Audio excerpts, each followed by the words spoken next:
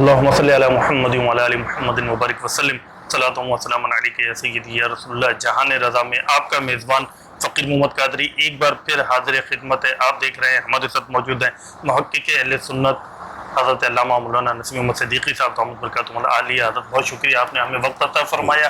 September کا مہینہ ہے، یوم ختم نبوت منایا جا رہا ہے، پوری آن بان اور شان کے ساتھ پروگرام ہو رہے ہیں، سیمینار ہو رہے ہیں، اور ایک مہم ڈسکاؤنٹ مہم بھی چل رہی ہے، آگاہی مہم بھی چل رہی ہے ختم نبوت کے حوالے سے، قادیانی فتنے کے حوالے سے۔ حضرت آج ہمارے ساتھ تشریف فرمائیں۔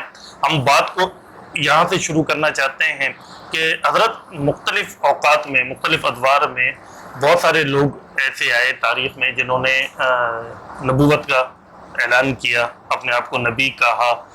کتنے لوگ اب تک ایسے آ چکے ہیں جنہوں نے نبوت کا اعلان کیا ہو، اور ان کی تعداد کتنی ہے، یہ ادوار کیسے ہیں، اس کے بارے میں ہمارے ناظرین کو ارشاد فرمائیے۔ بسم اللہ الرحمن الرحیم، الصلاۃ والسلام علیک یا رسول اللہ وعلی آلک واصحابک اجمعین۔ نبی کریم صلی اللہ تعالی علیہ وآلہ وصحبہ بارک وسلم کا جو منصب ختم نبوت ہے، یہ منصب بڑا عظیم منصب ہے، اور اللہ تعالیٰ نے اس پر سارے کمالات آپ کو عطا فرما دیے۔ اور جب کوئی چیز اپنے کمال کو پہنچتی ہے تو گویا کہ اس کی انتہا ہو جاتی ہے۔ تو اس اعتبار سے انعامات، نوازشات، التفات اور اللہ کی رحمتوں کی توجہات، وہ سب کچھ پیارے آقا علیہ الصلوۃ والسلام پر کمال درجے پر پہنچی ہے۔ آپ سے زیادہ کوئی حسین نہیں ہے، آپ سے زیادہ شیریں کلام نہیں ہے، آپ سے بڑھ کر کوئی اچھی بشارت اور اچھا پیغام دینے والا نہیں ہے، آپ سے بڑھ کر کوئی مونس غم گسار نہیں ہے، آپ سے بڑھ کر کوئی بہادر اور شجاع نہیں ہے۔ تو سارے کمالات، یعنی ایک انسان میں بشری اوصاف جتنے ہو سکتے ہیں وہ پیارے آقا علیہ الصلوۃ والسلام میں تمام اعلیٰ درجے کے ہیں۔ میں نے عرض کیا کہ نبی کریم صلی اللہ تعالی علیہ وآلہ وسلم کے بشری اوصاف جو ہیں وہ تمام انبیاء و مرسلین سے بھی بڑھ کر ہیں۔ حسن یوسف دم عیسیٰ، ید بیضا داری، آنچ خوبہ ہم دارن تو تنہا داری۔ اللہ تعالیٰ نے حضرت یوسف علیہ السلام، حضرت موسیٰ علیہ السلام، حضرت عیسیٰ علیہ السلام کے بھی سارے معجزات اور حسن و کمال آپ کی ذات میں جمع کر دیا تھا۔ اسی لیے اعلیٰ حضرت نے بڑی خوبصورت بات کی کہ جن کے طلبوں کا دھون ہے آب حیات ہے، وہ جانے مسیحا ہمارا نبی۔ تو نبی پاک صلی اللہ تعالی علیہ وآلہ وسلم کا جہاں یہ وصف ہے، اسی کے ساتھ یہ وصف بھی ہے کہ جیسے سب کا خدا ایک ہے، ویسے ہی ان کا، ان کا، تمہارا، ہمارا نبی۔ تو حضور علیہ الصلوۃ والسلام اس طرح آخری نبی ہے سب کے لیے کہ جیسے سب کے لیے اللہ تعالیٰ معبود اور مسجود ہے، تو آپ دنیا کے ہر خطے کے لیے، عالم کے ہر حصے کے لیے خاتم المرسلین اور خاتم النبیین صلی اللہ تعالی علیہ وآلہ وسلم ہیں۔ اب کیونکہ بعض لوگوں نے یہ سمجھا کہ ارے یہ کیا کمال ہے، دو ہاتھ پیر رکھنے کی ہی تو ضرورت ہے اور زمین پر قدم رکھنے کی ضرورت ہے، چہرہ انسانوں کی طرح ہونا چاہیے، داڑھی ہونی چاہیے، اور بس کچھ عربی آنی چاہیے، کچھ ٹیکنالوجی دنیا کی معلوم ہونی چاہیے، چلو کر دیتے ہیں دعویٰ۔ حضرت آدم علیہ السلام بھی ایسے ہی تھے، حضرت ادریس علیہ السلام بھی ایسے ہی تھے، حضرت نوح علیہ السلام بھی ایسے ہی تھے۔ ان کی سمجھ میں یہ بات نہیں آئی کہ یہ انتخاب اللہ تعالیٰ کا انتخاب ہے، بے شک، اور اللہ کا انتخاب لاجواب ہے۔ سبحان اللہ۔ یہ دنیا کی کسی درسگاہ سے پڑھ کر نبوت کی ڈگری نہیں ملتی، کسی اسکول سے رسالت کا امتحان پاس کر لیا جائے تو رسالت کی ڈگری مل جائے یا سرٹیفکیٹ مل جائے، ایسا نہیں ہوتا۔ یہ اللہ تعالیٰ کی عطا ہے۔ تو بس جنہوں نے اس کو اللہ کی عطا سمجھا وہ نبی پاک صلی اللہ علیہ وآلہ وسلم کے آخری نبی ہونے پر یقین رکھتے ہیں، اور جنہوں نے اسے یہ سمجھا کہ نہیں، ہمارے کہہ دینے سے بھی کوئی یعنی فرق نہیں پڑے گا، ہم بھی کہہ دیتے ہیں۔ تو اس طرح مختلف زمانوں میں سب سے پہلے نبی پاک صلی اللہ تعالی علیہ وآلہ وسلم کی ظاہری حیات مبارکہ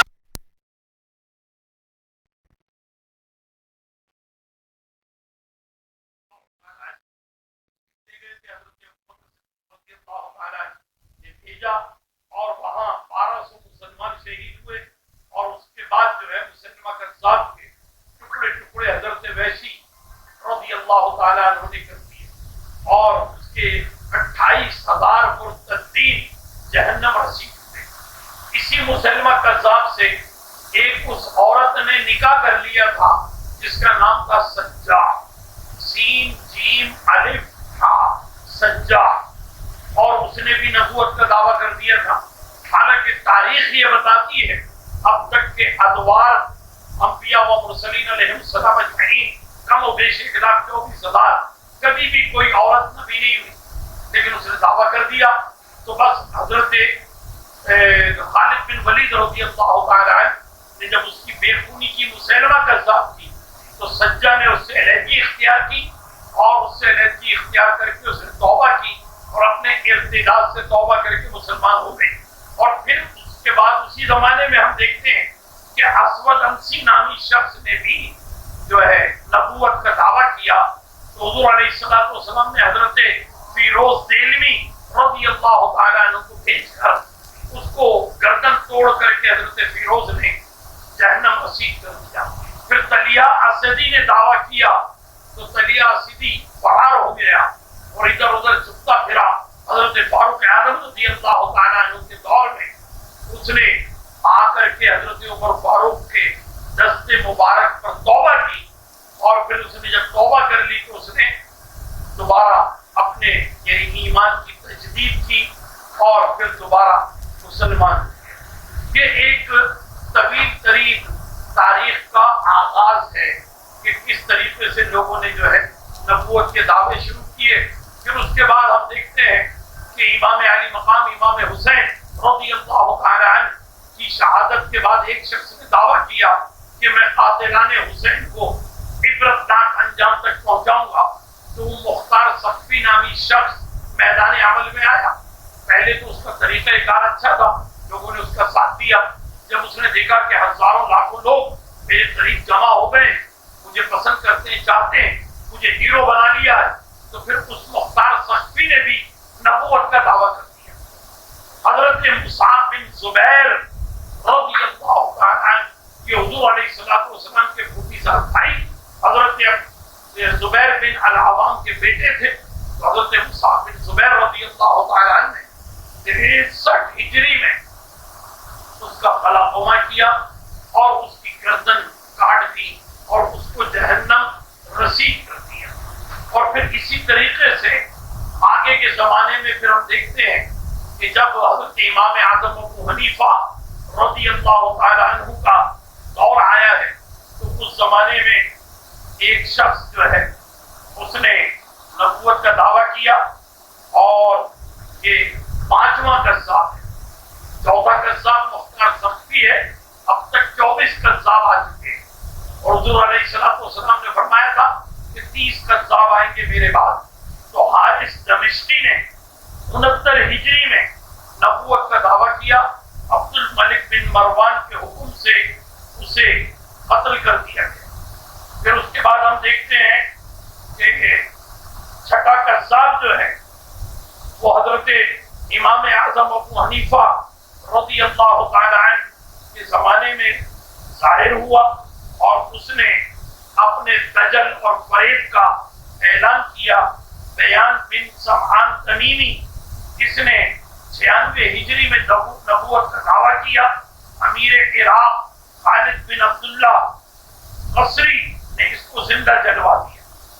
پھر اس کے بعد 7ویں نمبر پر مغیرہ بن سعید الجلی نے 119 ہجری میں نبوت کا دعویٰ کیا، اور جب اس نے نبوت کا دعویٰ کیا تو اس موقع پر ایک آدمی نے امام اعظم ابو حنیفہ سے کہا کہ میں جا کر اس سے کوئی نشانی طلب کروں، تو امام اعظم ابو حنیفہ نے کہا کہ تو بھی کافر ہو گیا، یعنی تیرا یقین پیارے آقا علیہ الصلوۃ والسلام پر نہیں ہے، تو نشانی طلب کرنے جا رہا ہے، تو زیادہ فوراً توبہ کر اور تجدید ایمان کر، ورنہ تجھے بھی قتل کر دیا جائے گا۔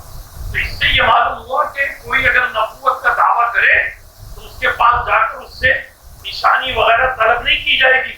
تو مغیرہ بن سعید الجلی نے 119 ہجری میں نبوت کا دعویٰ کیا، جھوٹا دعویٰ۔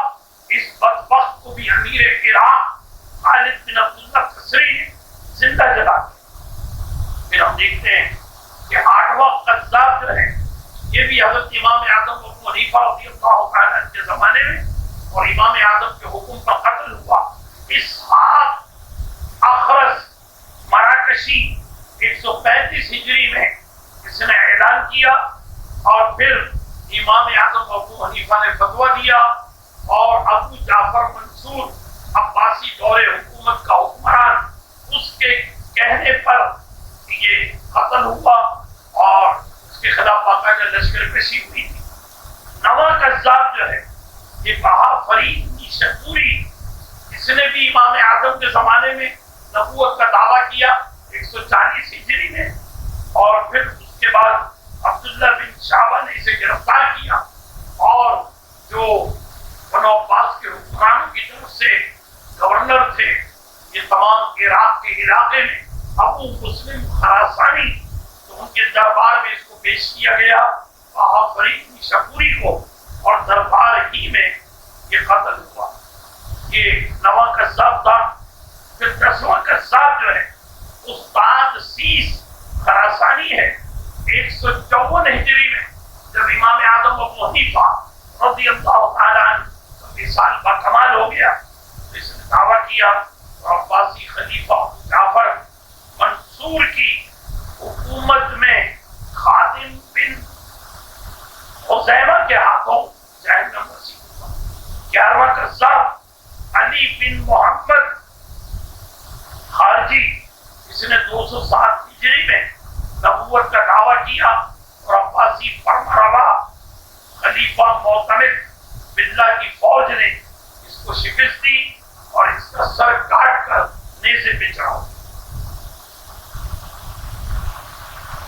12واں قذاب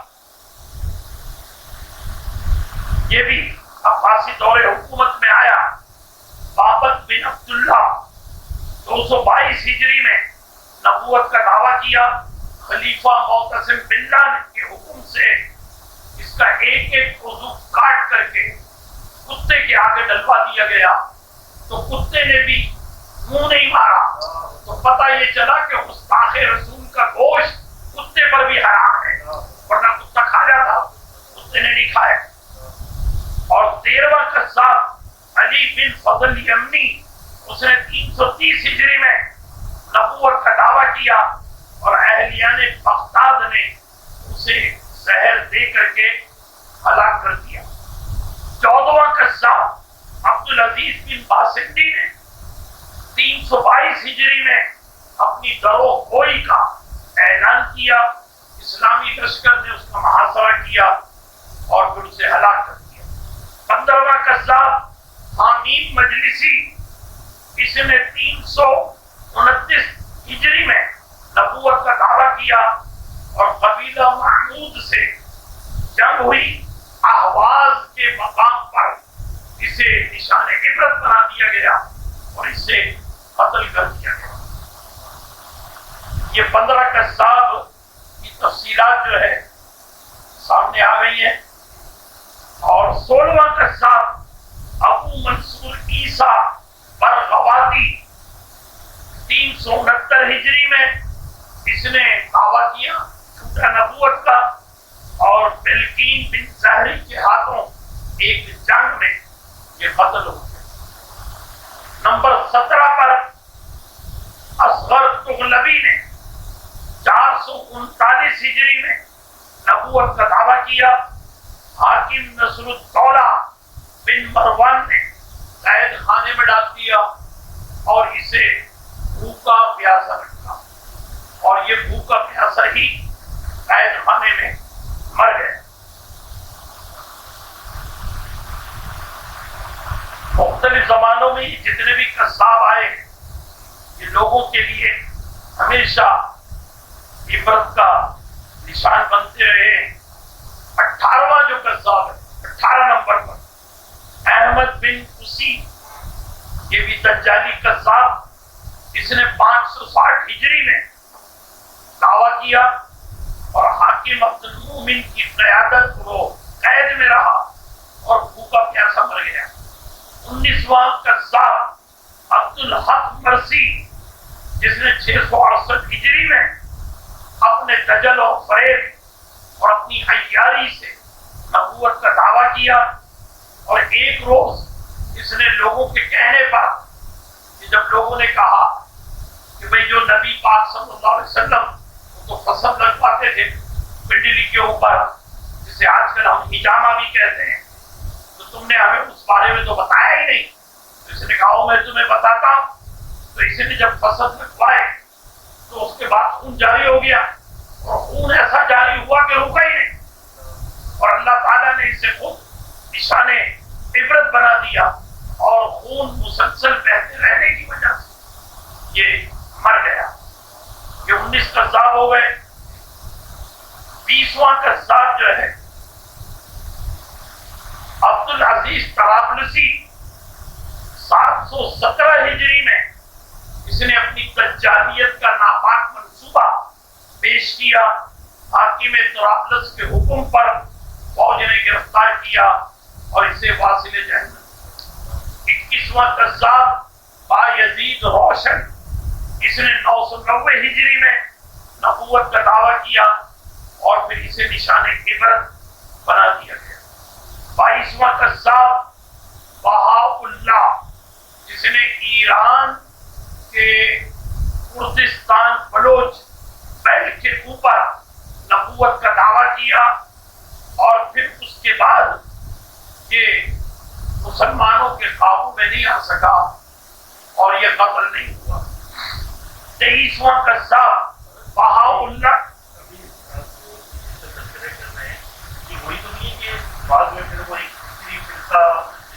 میں وہ بھی عرض کرتا ہوں. بہاء اللہ کا ایک خلیفہ تھا باب اللہ، تو پھر باب اللہ نے نبوت کا دعویٰ کیا اور 1315 ہجری میں، اور یہ بھی قتل نہیں ہوا. اور 24واں قذاب غلام احمد قادیانی ہے، جس نے 1326 ہجری میں نبوت کا دعویٰ کیا. ذکر اللہ جو تھا وہ باب اللہ کا خلیفہ تھا. تربت کو اس نے اپنا مرکز بنایا، اور اس نے جو نبوت کا دعویٰ کیا وہ باقاعدہ طور پہ نبی ہونے کا نہیں کیا. اس نے کہا مجھے پاور ہے اسماعیلیوں کی طرح، مجھے پاور ہے بوہریوں کی طرح کہ میں شریعت کو بدل سکتا ہوں. تو اس نے اس زور پر اپنے اختیار کا اظہار کر کے اس نے کہا کہ جو نماز پڑھتے ہیں مسلمان، آپ سب کو آزادی ہے، آپ نہیں پڑھو نماز، بس نماز کے ٹائم پر ذکر کر لو، یہی کافی ہے. تو تربت میں یہ سارے معاملات ہوتے ہیں جن کو ذکری کہا جاتا ہے. اب یہاں پر غور کرنے کی بات یہ ہے، جو میں نے ابھی آپ کے سامنے پوری یہ 24 دجالیوں کا ذکر کیا، قذابوں کا، تو اس کے علاوہ ضمنی یا ذیلی طور پر کچھ جنہوں نے یسوع مسیح ہونے کا دعویٰ کیا، مہدی موعود ہونے کا دعویٰ کیا، وہ بھی میں عرض کر دیتا ہوں اپنی گفتگو کے آخر میں. یہ جو بہاء اللہ پکڑا نہیں گیا، باب اللہ پکڑا نہیں گیا، اور مرزا غلام احمد قادیانی یہ پکڑے نہیں گئے. اس پہ غور کرنا چاہیے عوام کو، سننے والوں کو، کہ اس سے پہلے ہم بار بار بتا رہے ہیں کہ نشان عبرت بنا دیا، قتل کر دیا، گردن اڑا دی، نیزے کے اوپر گردن ٹانگ دی، بھوکا پیاسا مار دیا، وضو ٹکڑے ٹکڑے کر کے ڈال دیے گئے، صحرا میں بکھیر دیے گئے. یہ تینوں کے ساتھ ایسا کیوں نہیں ہوا؟ اس لیے نہیں ہوا کہ یہ تینوں نے انگریزوں کی سرپرستی میں اعلان نبوت کیا، اور انگریزوں نے تینوں کو سپورٹ کی. اچھا سپورٹ ماضی میں بھی ہوئی، لیکن ماضی کے مسلمانوں نے مار دیا. اب اگر کوئی فرق ڈھونڈنا چاہتا ہے کہ پہلے کے مسلمان کیسے تھے اور آج کے مسلمان کیسے ہیں، تو میں عرض کروں گا کہ پہلے کے مسلمان کے ہاتھوں سے وہ 40,000 پیروکار رکھنے والا مسلمہ قذاب بھی نہیں بچا، اور آج کے مسلمان یہ ہیں کہ مرزا غلام احمد قادیانی بھی ان کے ہاتھوں سے مچھلی کی طرف پھسل گیا، باؤلہ بھی پھسل گیا، باب اللہ بھی پھسل گیا.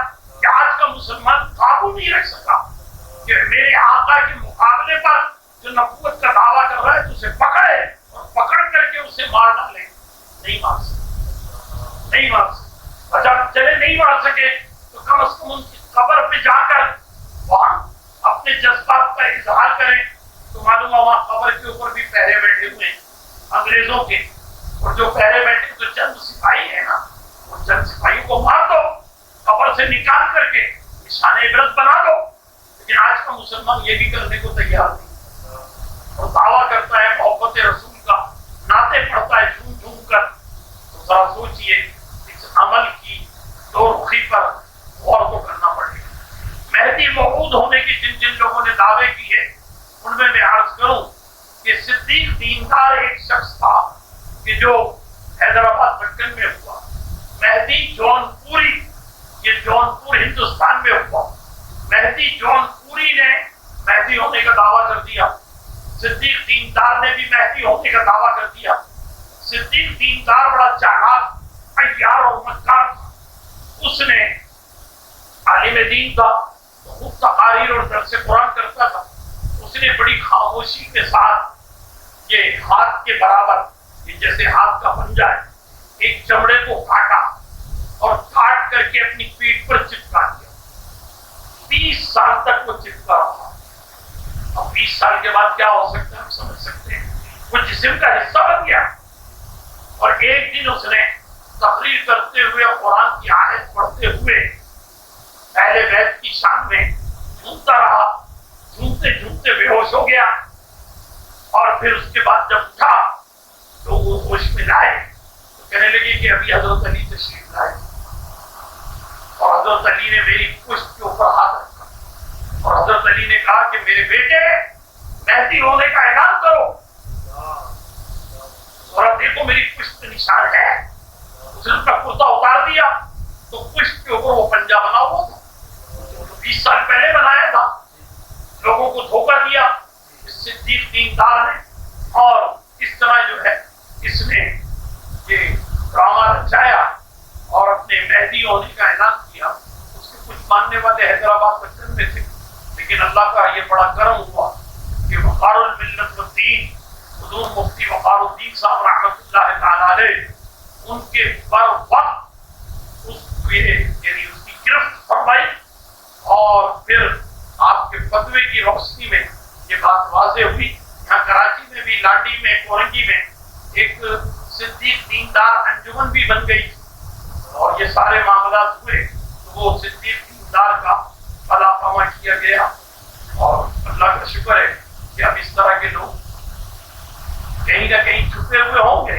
اب بھی بہت سے لوگ ہیں جو کہ اعلان کرنے کے حوالے سے آگے آ رہے ہیں. میں ایک بات واضح کر دوں اور بھی کہ جے آر کوئنل ایک یہودی امریکن ہے، اس نے ایک کتاب لکھی ہے دا مہدی، اور دا مہدی میں اس نے یہ لکھا ہے کہ ہمارے لوگوں کو چاہیے کہ مسلمان عرب کے جو لوگ کوشر نشین ہوتے جا رہے ہیں ان کو چیک کریں.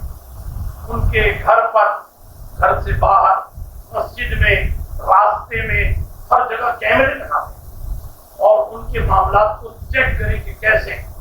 تو اس طرح ممکن ہے کہ انہی نیک لوگوں میں سے کوئی مہدی بنے. تو جو مہدی بنے ابھی سے اس کو قابو کر لو. وہ تو وہ مسلمانوں کا مہدی مگر امریکہ کا ایجنٹ ہو. یہ اس نے دا مہدی نامی کتاب میں لکھا. وہ تو نہیں جانتا کہ مہدی بھی اللہ کا انتخاب ہے. جو اللہ کا انتخاب ہو کسی کا ایجنٹ نہیں ہوتا، وہ تو صرف اللہ ہی کے لیے ہوتا ہے. بہرحال یہ میرے ضروری بات ہے آپ کے سوال کے پس منظر میں عرض کر دیا. تفصیل کے ساتھ سارا معاملہ ہمیں بتا دیا کہ اب تک تاریخ میں 24 لوگ آئے جنہوں نے نبوت کا دعویٰ کیا کہ جھوٹے جہاد سے نبوت کے حضرت کے بارے میں پوری تفصیل سے ہمیں آگاہ کر دیا ہے. فی زمانہ ایک فتنہ جو پوری دنیا میں چل رہا ہے، باقیوں کا فتنہ کما ہو گیا، لیکن قادیانی فتنہ، غلام احمد قادیانی مرزائی جو ہے اس کی جماعت اب بھی کام کر رہی ہے اور اب بھی مسلمانوں کو دھوکہ دے رہی ہے. ہم مرزا غلام احمد قادیانی اور اس کی جماعت سے متعلق اگلے پروگرام میں انشاءاللہ حضرت سے جانیں گے. تب تک کے لیے اپنے میزبان